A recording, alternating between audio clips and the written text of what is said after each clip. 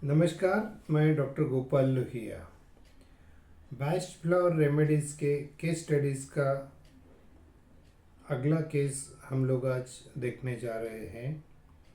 इसमें एक छोटे बच्चे का केस है, 10 साल का, और एग्ज़ाम के पहले उसको क्या क्या तकलीफ़ होती है और इसमें से वो कैसे बाहर निकला, आज ये मैं बताने वाला हूँ केस। तो लास्ट तक देखना ताकि आपको कंसेप्ट क्लियर हो। और शुरू करते हैं। एक 10 साल का बच्चा मेरे पास में आया। जब मेरे पास आया मतलब उसकी मम्मी लेके आई, उसको बुखार था, सर्दी खांसी और वॉमिटिंग भी हो रहे थे। और आते ही बराबर उसकी मम्मी ने पहला वर्ड ये बोला कि डॉक्टर साहब, कल इसकी एग्ज़ाम है और आपको इसको फटाफट ठीक करना है ताकि ये एग्ज़ाम दे पाए। ठीक है, कोई बात नहीं, करते हैं। और मेरा सिस्टम ये है कि मैं हर एक पेशेंट का केस पेपर बना के रखता हूँ। तो पहले कौन सी चीज़ के लिए आया था और तब क्या दवाई दी थी, ये सब चीज़ें मुझे पता चलती हैं। तो जब मैंने देखा कि पहले 2 बार भी वो ऐसे ही कंप्लेंट्स लेके आया था, और जब मैं रिकॉल किया कि उस टाइम पे भी इसकी मम्मी ने मुझे एग्ज़ाम का ही कारण बताया था, और तो फिर मैंने पूछा कि क्या ये हर एग्ज़ाम के वक्त ऐसे ही बीमार पड़ता है, क्योंकि आपने पिछली बार और उसके पहले भी यही कारण देके मुझसे दवा ली थी। तो उनकी मम्मी बोली कि वैसे तो मुझे पता नहीं है, लेकिन जब आप बता रहे तो मैं कोरिलेट कर पा रही हूँ कि हाँ, ये हर एग्ज़ाम के पहले बीमार पड़ा है। पीछे एक 4-5 एपिसोड देखे तो उससे तो यही पता चलता है कि एग्ज़ाम के। तो मैंने पूछा कि क्या इसको कोई स्ट्रेस है या कोई टेंशन लेता है या आप इसको कुछ प्रेशराइज करते हो। तो उनकी मम्मी बोले, डॉक्टर साहब, इसको तो कोई टेंशन नहीं है, ना हम प्रेशराइज करते हैं, खेलता कूदता रहता है। तो लड़का बीच में ही बोला, क्या मम्मी आप तो कितना प्रेशराइज करते हैं मुझे मार्क्स के लिए कि इतने मार्क्स आने चाहिए, उतने आने चाहिए, और अभी आप ही बोल रहे हो कि आप कुछ नहीं बोल रहे, कुछ नहीं बोलते एग्ज़ाम के वक्त। मुझे तो आपसे ही डर लगता है कि अगर मुझे कम मार्क्स आएंगे तो आप तो डांटेंगे मुझे बहुत। तो बच्चे ने सब माँ के सामने ही ये बोल दिया। तो बच्चे को एग्ज़ाम का डर नहीं था, बच्चे को माँ का डर था। माँ के डर की वजह से वो एग्ज़ाम को भी डरता था, कहीं मुझे कम मार्क्स ना आ जाए।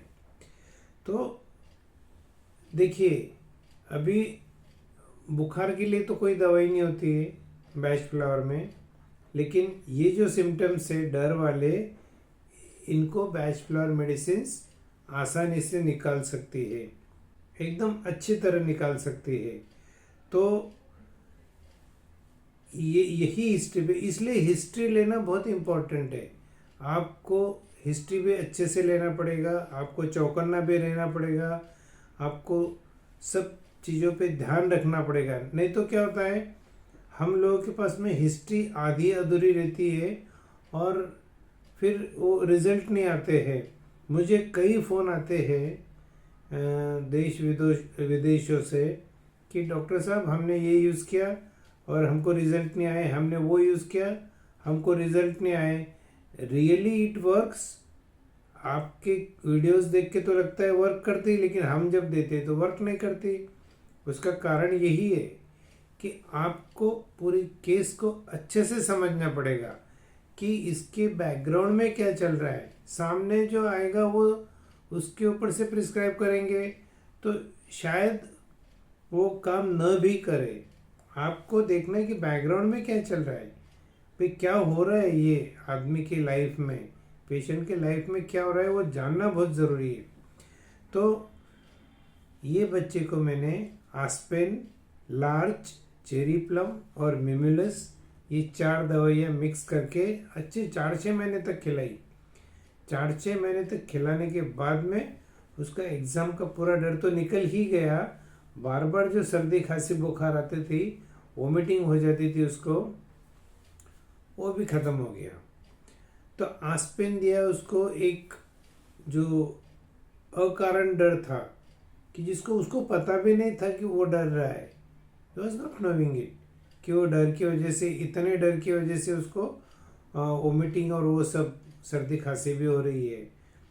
तो आस्पिन दिया। उसके बाद में लार्ज, उसका पुअर कॉन्फिडेंस एग्ज़ाम के पहले जो फेस करना चाहिए था उसने, उससे फेस नहीं हो रहा था वो। फिर उसके बाद चेरी प्लम, उसका जो डर था ये आउट ऑफ कंट्रोल जा रहा था, मतलब mind was not able to control his fear and mind transferred it to body. दिमाग में वो डर का बहुत ज़्यादा हो गया, उसका असर उसके शरीर पे हुआ और वो बीमार पड़ गया, बुखार आ गया, उल्टी हो गई, सर्दी खांसी हो गई। तो आउट ऑफ कंट्रोल जब चीज़ें जाती है तो चेरी प्लम ये मेडिसिन देती है। और लास्ट मेडिसिन था मिम्यूलस। मिम्यूलस क्योंकि वो मम्मी को डरता था, सकारण डर, मम्मी को डरता था। 4 दवाएं मिक्स की, 4-4 बूंद दिन में 3 बार 4 बार देके 4-6 महीने में वो ठीक भी हो गया। तो ये केस आप जब पूरा देख लिए अभी तो आपको समझ में आया कि एग्ज़ाम के पहले और भी बहुत सारी तकलीफ़ें होती है। कुछ बच्चे लोग एग्ज़ाम के पहले उनको डायरिया हो जाता है, कुछ बच्चे लोगों को ट्रेमलिंग होता है, कुछ बच्चे लोग बार बार टॉयलेट जाते रहते हैं, कुछ बच्चे लोगों को पसीना छूट जाता है, हाथ के तलवे में, पैर में काफ़ी पसीना आ जाता है। कुछ बच्चे वहाँ जा कर के, मतलब एग्ज़ाम का पेपर हाथ में आते ही पेपर देखते हैं वो और पूरे ब्लैंक हो जाते हैं, उनको कुछ भी नहीं आता है। कुछ बच्चों को जल्दी जल्दी लिखने के चक्कर में सिली मिस्टेक्स कर जाते हैं, तो सिली मिस्टेक्स में भी दवाइयाँ है अपने पास में, और उस वक्त अगर डर लगता है तो उसकी भी दवाइयाँ है। तो ऐसे उसका भी एक वीडियो बना हुआ है, उसकी लिंक डिस्क्रिप्शन बॉक्स में दी हुई है मैंने, तो आप वो ज़रूर देखना, तो आपको पता चल जाएगा कि एग्ज़ाम के वक्त भी बेस्ट फ्लावर मेडिसिन से हम लोग स्टूडेंट को अच्छी तरह मैनेज कर सकते हैं। तो आशा करता हूँ आपको ये केस का डिस्क्रिप्शन, ये वीडियो पसंद आया होगा। पसंद अगर आया है आपको तो लाइक करिए, इसको शेयर करिए, और चैनल को अब तक अगर सब्सक्राइब नहीं किया है तो सब्सक्राइब करिए, बेल आइकन का बटन भी दबा दीजिए, ताकि आपको हर एक, जब मैं कोई वीडियो पोस्ट करूँगा तो उसका जल्दी से आपको पता चल जाएगा। तो आज के लिए बस इतना ही। थैंक यू वेरी मच, धन्यवाद।